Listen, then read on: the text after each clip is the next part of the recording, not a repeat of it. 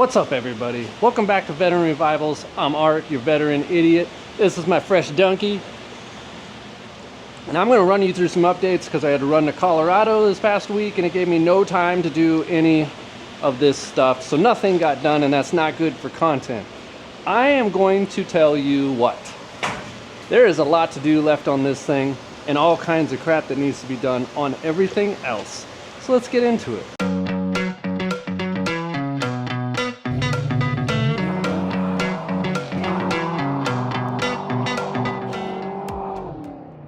So, like every project, it starts with good intentions and ends with whatever you can get done. Thus, this thing here. Started with great intentions. I'm going to clean this thing down. We're going to powder coat it or put Pour 15 on it. It'll be great. I don't have time for any of that, so it's getting the old enamel spray paint. Lots of coats of it, though, so that's close enough. Same thing, right? I got some things ordered up for this thing. I got the body mounts ordered from Energy Suspension and that brake line that we broke. Everything else is absolutely fine. The shocks are in good shape. The control arms are in good shape. Everything is great, so it's all going to go back in. We're going to reuse all of that stuff. Tie rods, idler arms, upper ball joints, lower ball joints, bearings. It's all good, so it's all going back in for the sake of it doesn't need changed. Don't mess with it.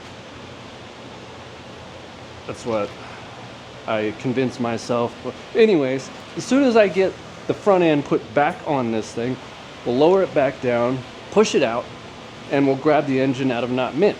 Updates on Not Mint.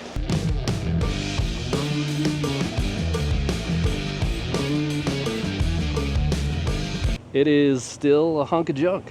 I'm gonna order up this front fender here, and then we're gonna deal with the rest of it. It's gonna get a seat cover in here. I don't know, we're gonna mess with the windshield just yet. I had one lined up and I just never went and picked it up 2 years ago. So I believe that deal's probably dead.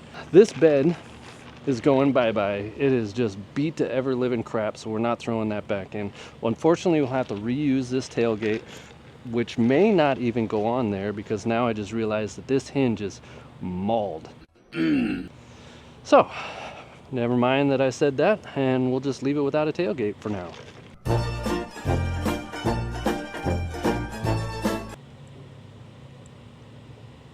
Which brings us to our next guest, Private Pile.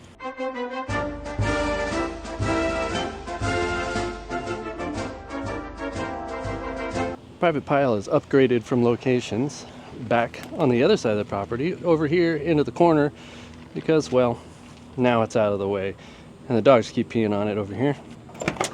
Private Pile has all new seals everywhere. Everything is done in here. Stereo system is hooked up. Our fuel pump primes perfectly. All that stuff works great. One problem. She ain't got no teeth on the flex plate right there. And that's because the transmission is completely locked up into a gear and you can't get it out. So that C6 is junk. And instead of taking the chance to get another C6 that might be bad, which is probably what we should do anyways, we were gonna do a ZF5. A ZF5 four-wheel drive 460 is a unicorn. Can't find it anywhere. None of the transmission shops have it. Nobody has it. It doesn't exist unless you buy a truck that had all that stuff in it somewhere. Because I can't find them in the junkyards either. So that's what we're looking at right now. It is what it is. Okay, so in hindsight, maybe parking over here wasn't such a good idea. Bird dookie heaven. Anywho. And here's the old 460 with all the wiring and everything. Everything is completely done in here. Heater's bypassed for now because I don't know if the heater core leaks. And we planned on going vintage air, so all that would come out anyways. Everything is done in here. All the pulleys are on. Alternator works. Everything works as it should. The oil filter's relocated. Contour fans are in. All of it is good. It just doesn't move because of transmission. That's the problem. Terminator X harness, 42-pound injectors. Everything is great.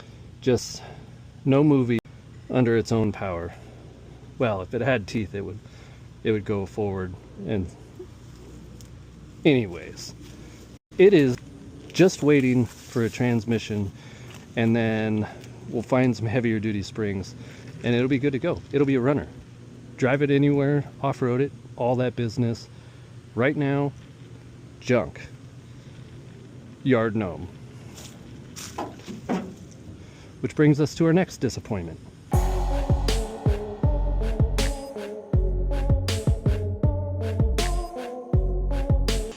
All jokes aside, this thing is not a disappointment. It is a great, fun little car.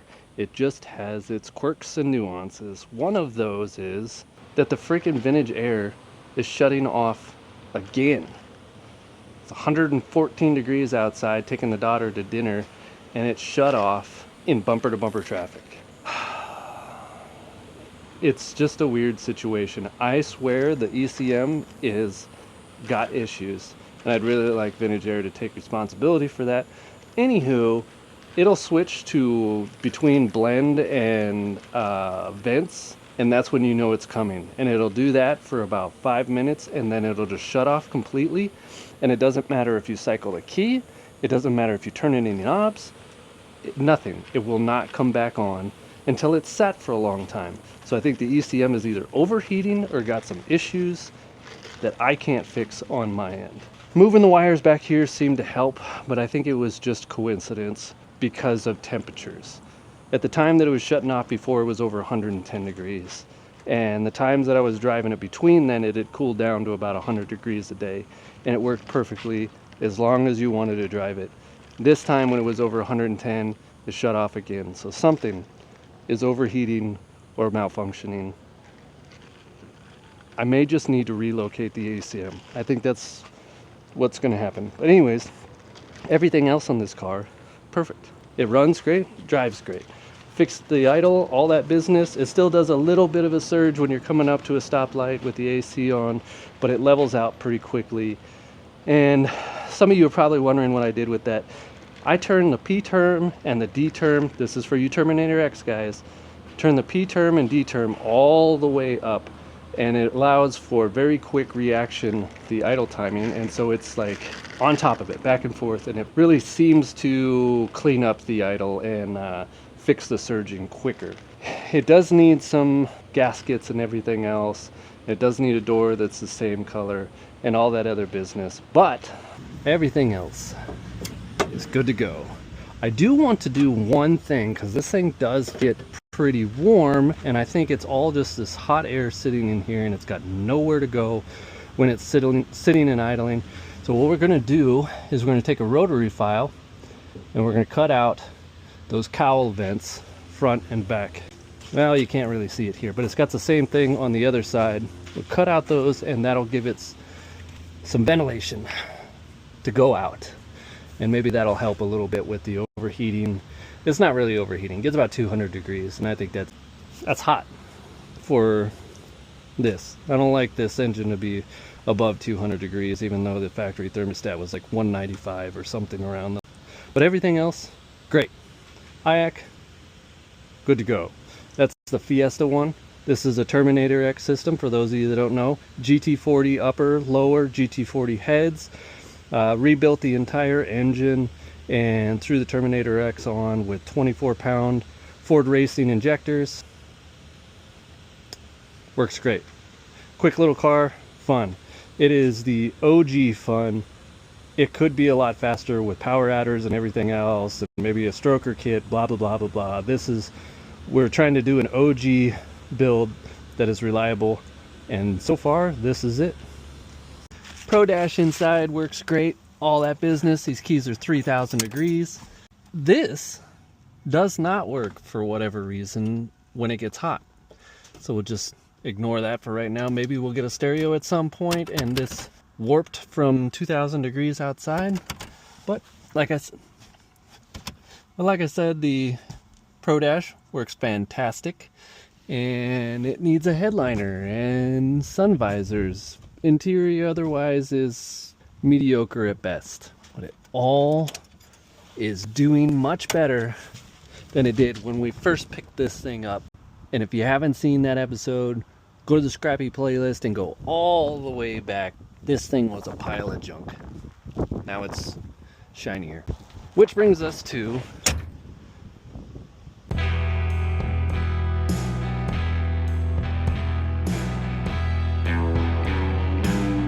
Earl is just Mr. Good Old Reliable. Does everything I ask it to, whenever I ask it to do it. No issues at all, except for this little guy right here. This freaking radiator still leaks. I haven't put any sealant in it. I haven't done anything with that or taken it back to cold case, blah, blah, blah. It would be the third radiator in this thing. I'm just letting it weep. It's just gonna sadly drip on the ground. It doesn't run through enough coolant for it to be an issue. The tanks aren't blown out. It's just a seam between the cores that continues to be an issue with these radiators. So I may never get another cold case. Some of y'all probably had some good experiences with it. Me, this was enough to say I'm probably going to do something else. I have a pretty good feeling that cold case is Chinese junk. China. Anywho, this truck, new seals all the way around for the weather stripping. They work great. They're starting to shrink down so I can actually close the doors, which is great. I like closing doors. I don't like whistling. It has a gas can fill-up nozzle installed that we hooked up and ran into a giant motorhome tank, 40, 45 gallons, I can't remember, one of those two. It takes a lot to fill it up, that's all I know. Anywho, it is in there and it does great. Did great on the Hot Rod Power Tour. Didn't need to be concerned with fuel one time. We filled up every morning and it only took like 5-10 gallons, so it was perfect. Earl's got lowering shackles in the rear that do great. Everything's still holding up in the interior. Don't mind all my straps and everything else like that. I use this truck every day for something. As a matter of fact, here in about an hour, I'm gonna go get some hay, and that goes back here on the back. But everything works great in here. Got the tune nice and dialed in. I need to add a little bit more fuel to the startup. It shows a little bit lean after it first heats up the wideband. But Earl is our 66 F250 with a 460 swap out of what is left of that motorhome that was sitting over there next to Private Pile. This guy is just as it was in that motorhome. I didn't do anything performance related, just cleaned it up, put new gaskets in it, tossed it in here. It had 60,000 miles in the motorhome, so I just left it alone. It didn't have any issues at all, has not had any issues at all. Originally had that 75-pound intake manifold on it. Swapped this out for the YN Stealth, and then we threw a Sniper 2 up under there, and it has been the most reliable truck in the fleet. Starts every time, drives everywhere you want it to go. The brakes absolutely suck. They don't have adjusters in the front. I believe that was factory because there's no spot for it. And they just get loose. You have to keep adjusting them and keep them tight. On the road trip, we had to do it a couple times just to keep the brakes in the vehicle. I'm going to be swapping those out to disc brakes at some point. If it has 2-inch pads in the front, then I don't need to swap the spindles or the I-beams. I can just get the steering arms and the brake plates, and it'll be good to go, I guess, from what I understand. I just need to find those to toss on there and get some disc brakes in the front of this thing. I can steal the booster out of that motorhome. It's still over there, and we'll be good to go with disc brakes. It will still not have power steering. It is what it is. That is kind of a nostalgia thing, but anywho, HEI because Derp Spark sucks, so it's gone. HEI is great. However, the timing is not adjustable other than springs and weights and turning it by hand. So maybe a Hyperspark at some point that'll talk to this Holly, and they can jive and do their thing and make this thing even more fun to drive. That's Earl. I don't really touch him, don't really mess with him. He just gets little small improvements here and there because, like I said, I use him every day. And as the adage goes, if it ain't broke, don't fix it. Or in my case, if it ain't broke, I haven't tried to fix it yet. So, Earl, good to go, drives great, runs great, perfect, reliable vehicle. Which moves us to Lieutenant Van.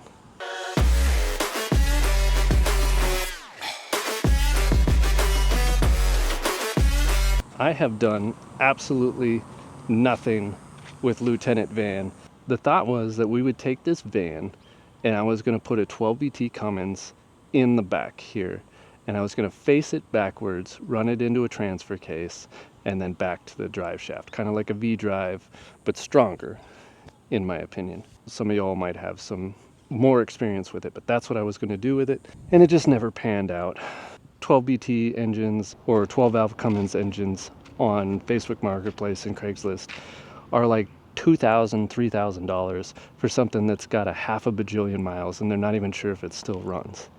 It's wild. So no, we're not taking this $300 van and putting that in there with the hopes that maybe it'll work. I just don't have the time or money to do something like that, especially with all the frame welding and everything else. We had talked about doing a swing arm with this attached directly to the axle.